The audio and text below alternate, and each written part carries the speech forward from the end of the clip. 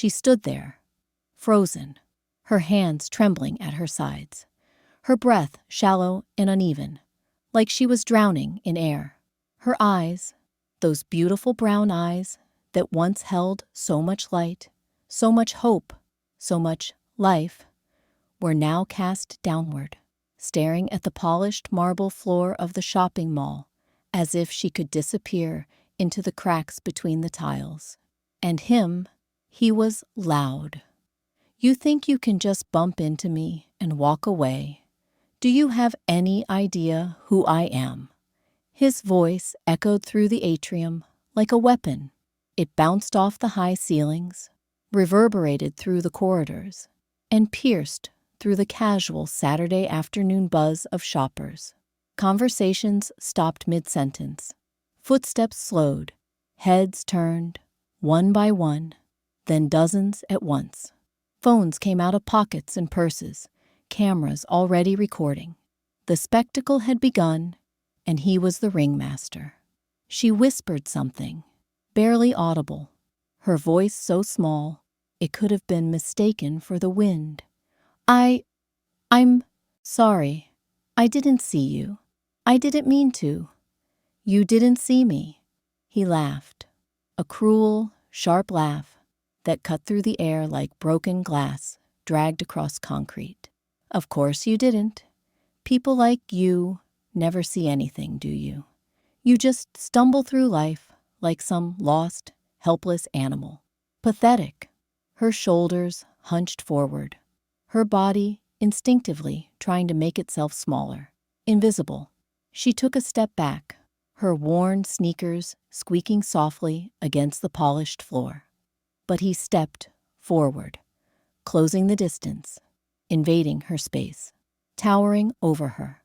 "Look at you," he sneered, his eyes raking over her like she was something dirty he'd stepped in.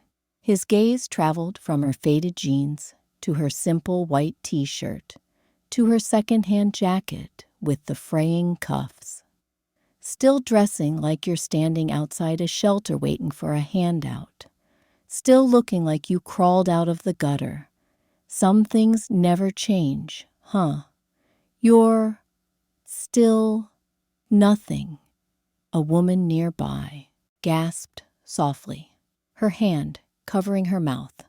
An older man shook his head and muttered something to his wife. A teenager held up his phone higher, making sure to capture every moment. A security guard stood at the edge of the scene, arms crossed over his chest, watching but doing nothing, just watching, just standing there like a statue. She said nothing. She didn't defend herself. She didn't fight back. She just stood there, absorbing it, all of it, the insults, the stares, the whispers, the judgment. Her lips pressed together in a thin line. Her jaw trembled slightly. Her fingers curled into fists at her sides, but she didn't raise them. She didn't yell. She didn't cry. She just endured, like she always had. And then, slowly, painfully, she lowered her head. Her chin dropped to her chest. Her eyes closed, and in that moment, she looked like she wanted to vanish from the earth entirely, but she didn't know. She had no idea that this moment, this humiliation, this cruelty, this public degradation would be the very thing that destroyed him. Not her. Him. But let me take you back, just for a moment, because this woman standing here, being torn apart in front of strangers, being mocked and humiliated and treated like garbage, she wasn't a stranger to him. Oh no, she was everything to him once. 3 years ago, she wasn't just someone he bumped into at a mall. She was his fiancée, his partner, his lover, the woman who held his hand through the darkest nights of his life. When he had nothing, she was there. When his business was drowning in debt, when creditors were calling every hour, when his so-called friends disappeared and his family wrote him off as a failure. She stayed. She didn't just stay. She sacrificed. She worked 2 jobs, sometimes 3. She came home with blisters on her feet and exhaustion carved into her face. But she never complained. Not once. She skipped meals so he could eat. She wore the same clothes for years so he could afford a new suit for meetings. She stayed up until 3 in the morning, rubbing his back while he stressed over spreadsheets and business plans, whispering in his ear, "You're going to make it. I believe in you. I know you're going to make it." And she meant it, every single word. She believed in him when no one else did, not even himself. She was his backbone, his foundation, his reason to keep going when everything inside him wanted to quit. And when he finally made it, when his company took off, when the money started pouring in like a flood, when his name started appearing in business magazines and investment portfolios, he left her, just like that. No warning, no gradual distance, no slow fade. One day, he just looked at her, this woman who gave him everything, and said the words that shattered her world. "You're holding me back." His voice was cold, detached, like he was reading from a script. "I need someone who fits my lifestyle now. Someone polished. Someone who knows how to move in the circles I'm moving in. You understand, right?" She didn't understand. How could she? But she didn't fight him. She didn't scream or beg or fall apart in front of him. She just nodded and let him go. And he moved on fast. So fast. A new woman appeared on his arm within weeks. A model, polished and perfect, with the right last name and the right connections. He erased the past like it never happened. He told people she was a phase, that she was clingy and desperate, that she couldn't keep up with his ambitions. He rewrote their entire history, made himself the victim, made her the burden, and she disappeared into the shadows, quietly, completely, until now. Look at her. Really, look at her. Standing there in that mall, surrounded by strangers, being verbally torn apart by the man she once loved, the man she once saved. And what do you see?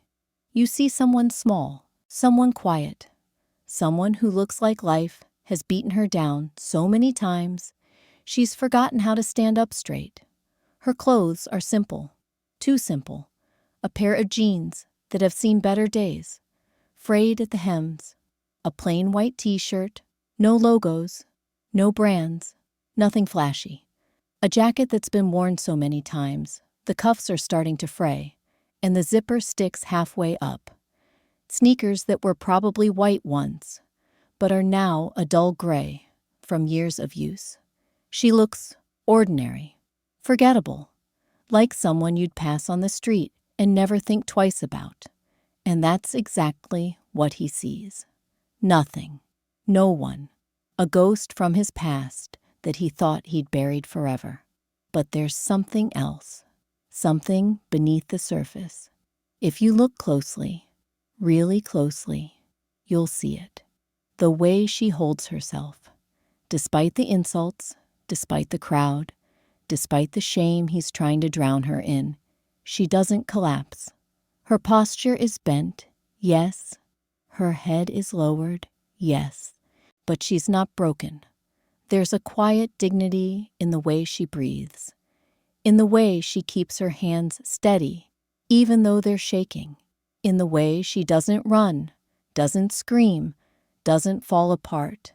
She's been through worse, much worse, and she survived. She carries scars, deep ones, that no one can see.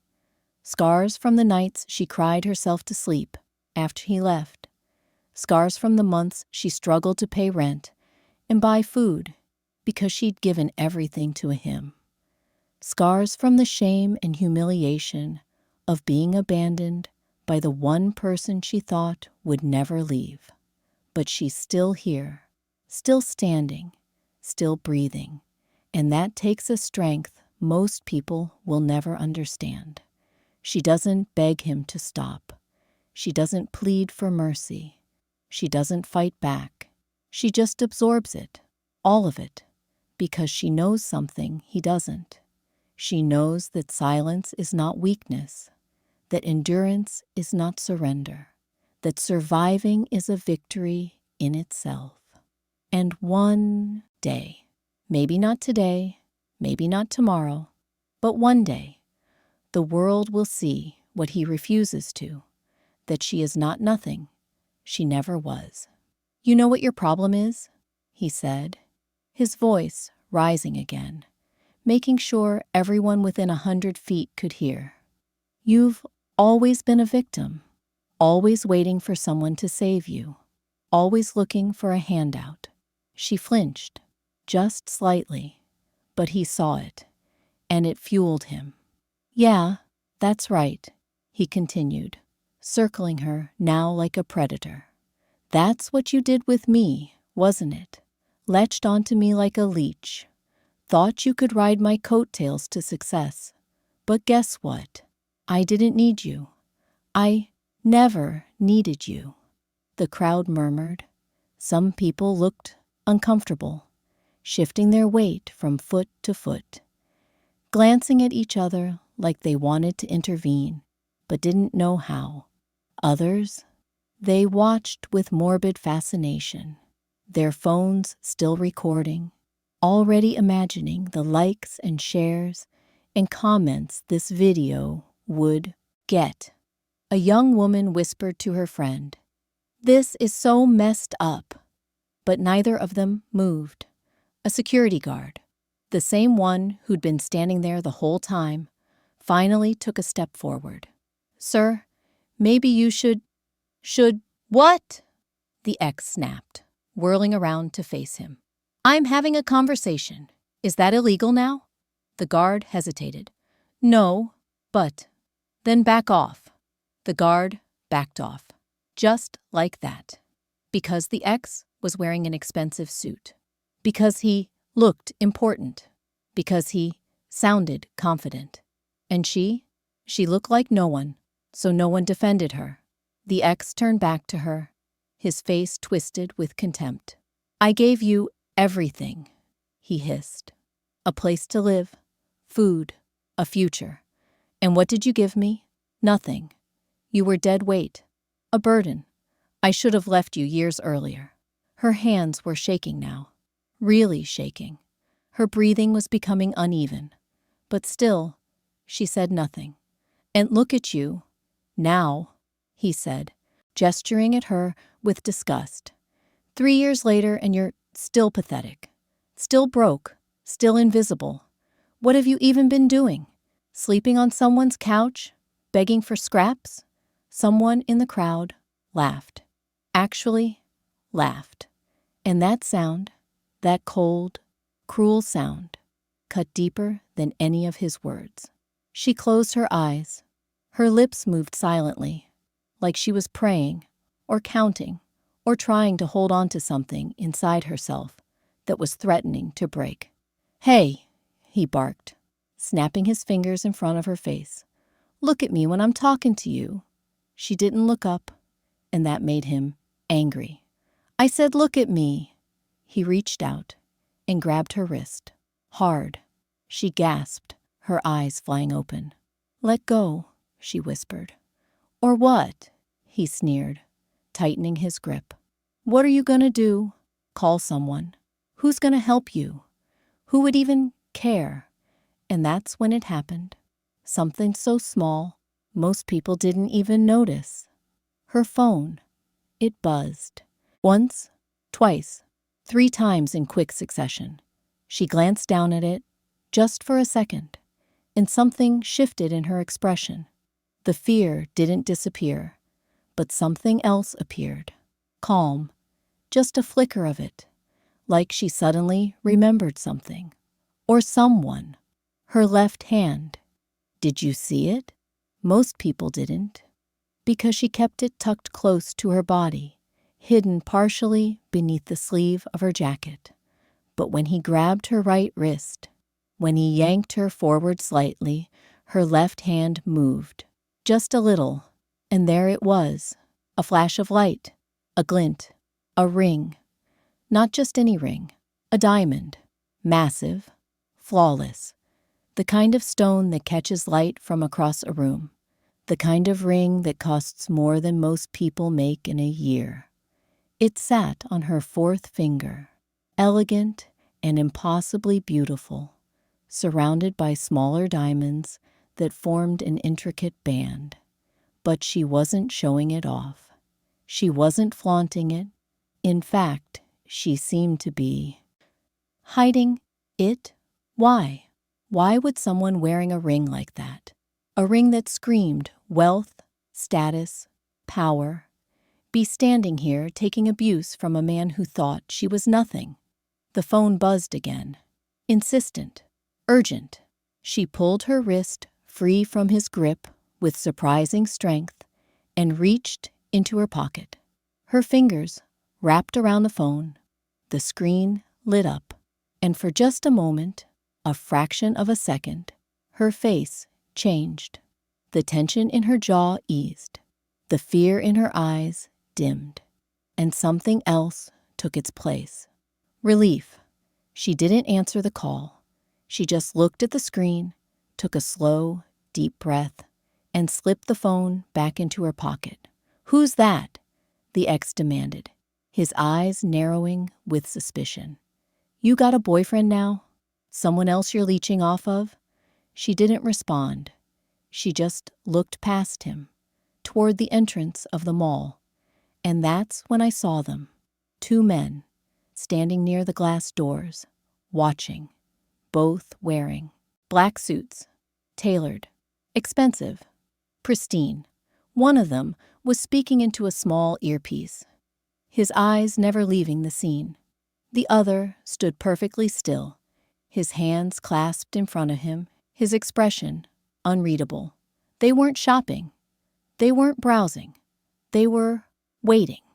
And then, from behind them, a third figure appeared, taller, broader, moving with a kind of quiet authority that made people instinctively step aside without even realizing they were doing it.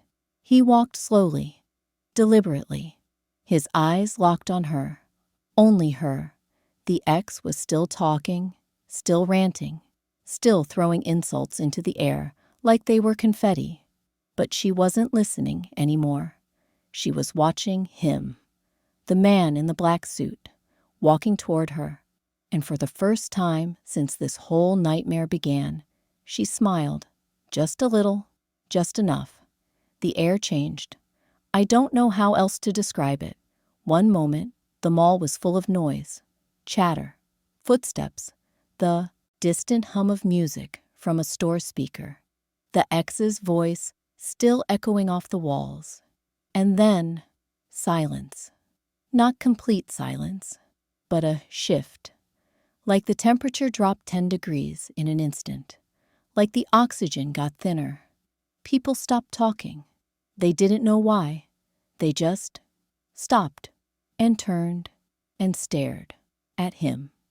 He walked through the crowd like Moses parting the Red Sea, not because he pushed anyone, not because he said a word, but because his presence demanded it. He was tall, over 6 feet, easily. His suit was black, perfectly tailored to a frame, the kind of suit that costs more than a car. His shirt was crisp white, his tie a dark charcoal gray. His shoes gleamed like mirrors. But it wasn't the clothes. It was him. The way he moved, smooth, controlled, unhurried, like he had all the time in the world and the world would wait for him. His face was sharp, high cheekbones, a strong jawline, dark eyes that seemed to see everything without giving away anything. And he was looking at her, only her. The ex was still talking, oblivious to the shift happening around him. "You think you can just ignore me? After everything let her go." The voice was low, calm, cold, like ice sliding over steel. The ex froze, literally froze mid-sentence, his mouth still hanging open. He turned slowly, his eyes widening, when he saw the man standing just a few feet away. "Who the hell are you?" the ex demanded, trying to sound tough, but his voice cracked just a little. The man didn't answer. He just looked at him. And that look, God, that look, it was the kind of look that could strip away every layer of bravado, every false sense of confidence, every lie you told yourself about who you were. It was the kind of look that made you feel small. "I said who?" "I heard you," the man interrupted, his tone unchanged. "Let her go." The ex glanced down at his hand, which was still gripping her wrist. He let go, not because he wanted to, but because something in his gut told him that if he didn't, something very bad would happen. She stepped back, rubbing her wrist gently, and moved, almost unconsciously, toward the man in the black suit. He didn't touch her, not yet, but he shifted his body slightly, positioning himself between her and the ex. A shield, silent, immovable. The ex laughed, a nervous, desperate sound. "So what? You're her bodyguard? Her, what, new boyfriend? You think you're gonna scare me?" The man tilted his head slightly, like he was considering the question. Then he said, very quietly, "I'm her husband." The words hit like a bomb. "Her, what?" The ex's face went pale. Actual color drained from his cheeks, leaving him looking almost gray. "Her husband," the man repeated, his voice still calm, still measured, like he was discussing the weather. The crowd gasped, heads turned to each other, eyes wide, mouths open. Phones shifted angles, zooming in, capturing every second. "No," the ex said, shaking his head. "No, that's not. She doesn't have—" "She does," the man said simply. And then he looked at her. His expression softened. Just a little. "Are you all right?" His voice, when he spoke to her, was different. Gentle, warm, like she was the only person in the world. She nodded, her eyes glassy with unshed tears. "I'm fine," she whispered. But her voice broke. And that tiny crack in her voice made his jaw tighten. He turned back to the ex, and the warmth vanished. "You put your hands on her. It wasn't a question." "I didn't. I was just—" the ex stammered, backing up a step. "You humiliated her. Listen, I didn't know she was—" "You didn't need to know," the man said, his voice dropping even lower. "You just needed to be decent." The security guard, who had been standing uselessly to the side this whole time, suddenly straightened up. His eyes went wide, looked at the man in the black suit, then at the two other men in suits standing a few feet behind him, then back at the man, and recognition hit him like a freight train. He knew who this was. "Oh my God," someone whispered from the crowd. Then another voice, louder. "Is that? Yeah, it's him. Holy shit. Wait, him? Like, actually, him?" The whispers spread like wildfire. Name after name after name, passed from person to person, each one carrying more weight than the last. The ex's eyes darted around, confusion turning to panic. "Wait, who are you?" The man didn't answer. He didn't need to. Someone in the crowd did it for him. A young man, probably in his 20s, his eyes wide with shock and something that looked almost like fear. "That's Lee Jun-ho." The name hung in the air, heavy, final, and the ex's knees nearly buckled.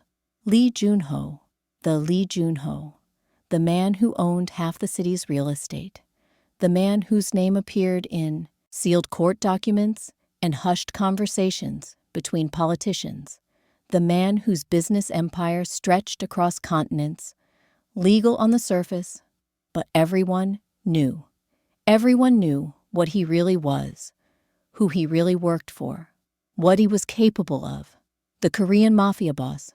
And she was his wife. The ex's face went from pale to white. Actually, white, like every drop of blood had drained from his body. "No," he breathed. "No, no, no, that's not, she's not." "She is," Junho said, his tone leaving no room for argument.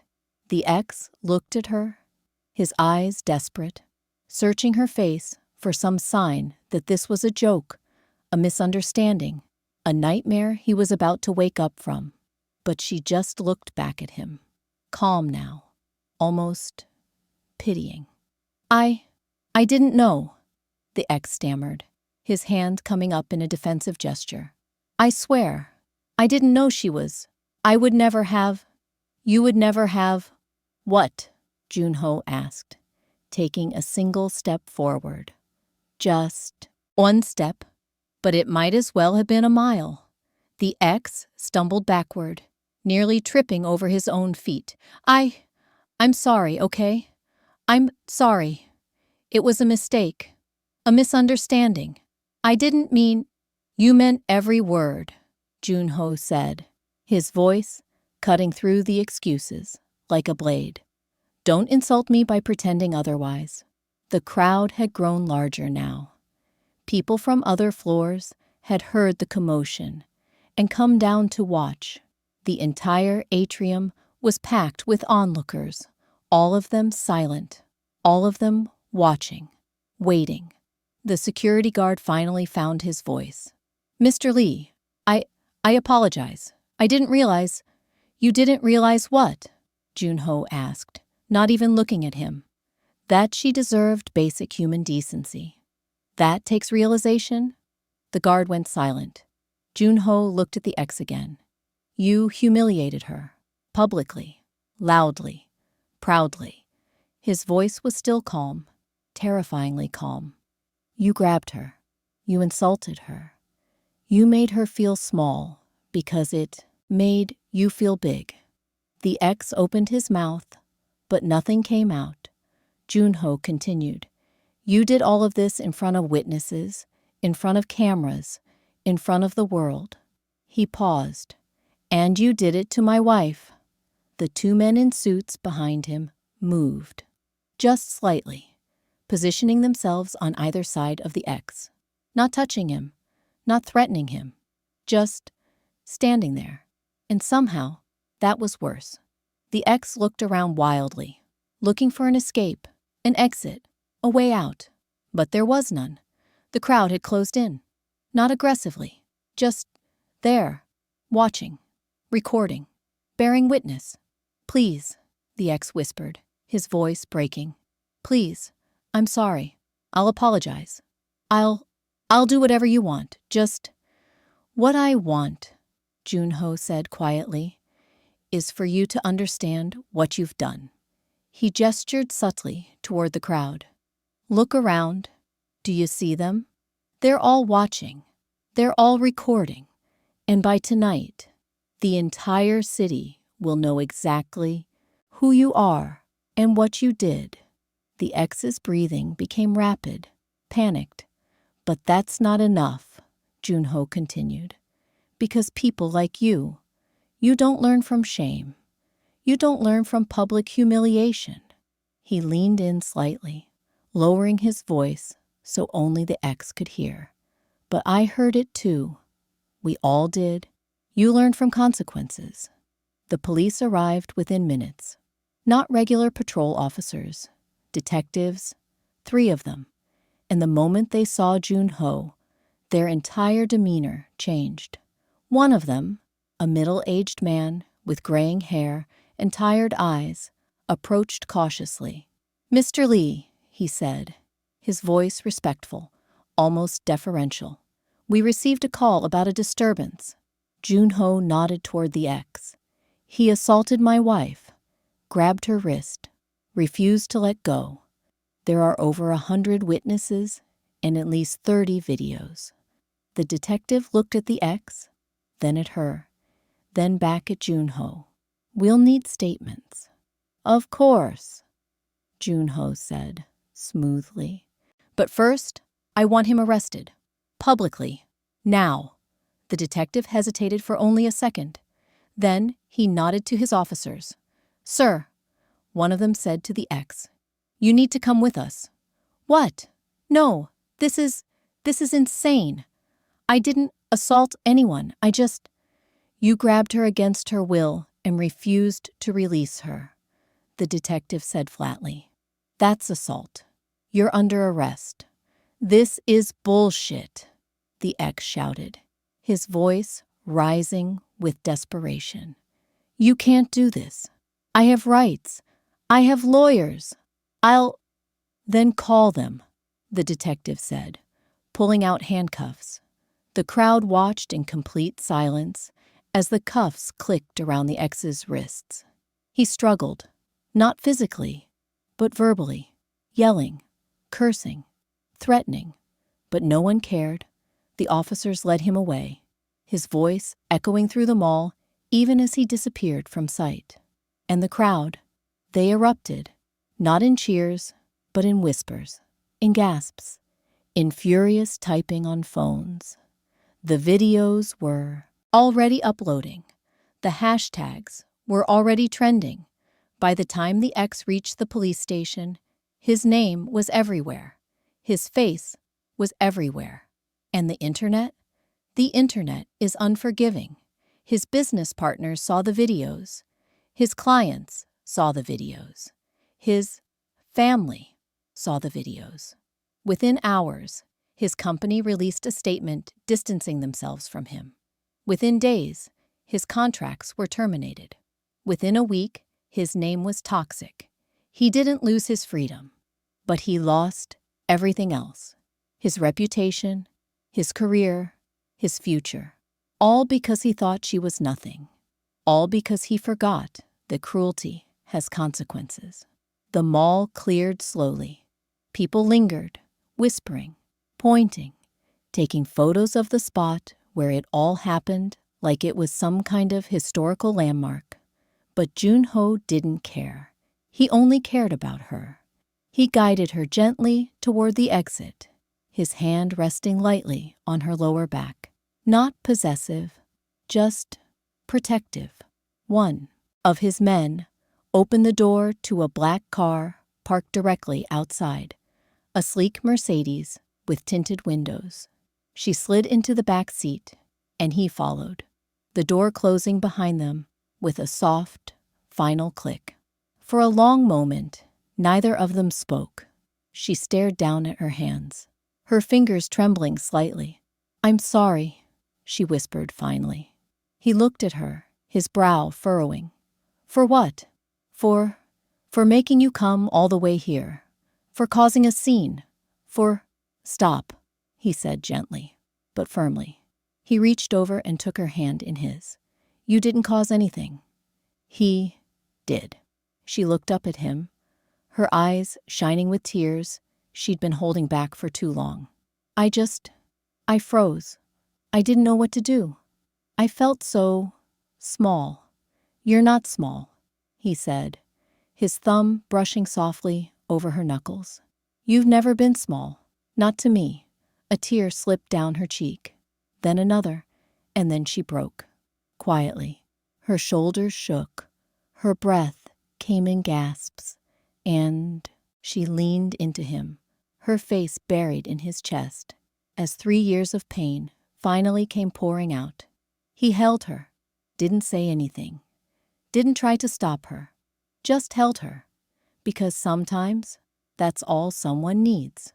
After a while, her breathing steadied.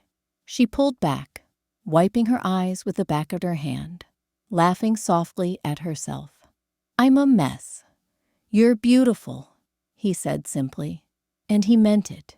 She looked at him, really looked at him, and saw something she hadn't seen in years. Safety, respect, love. "Thank you," she whispered. "Always," he replied. 3 months later, She was standing in a completely different place. Not a mall, not a scene of humiliation, but a small art gallery in the heart of the city. Her art gallery. The one she'd always dreamed of opening but never thought she could. The one Junho helped her build, not by doing it for her, but by believing she could. She stood in front of a painting, one of hers, bold and vibrant and full of life, and smiled, really smiled, because she'd finally found what she'd been searching for all those years. Not revenge, not validation from the man who abandoned her, but freedom. Freedom to be herself, freedom to create, freedom to live without fear. And beside her, always, was Junho. Not because she needed him to survive, but because she chose him, and he chose her every single day. The ex, he faded into obscurity, his name forgotten, his existence irrelevant, because in the end, people like him always do. But her, she rose, not with anger, not with bitterness, but with grace, with strength, with quiet, unshakable dignity. And that, more than anything, was the sweetest victory of all.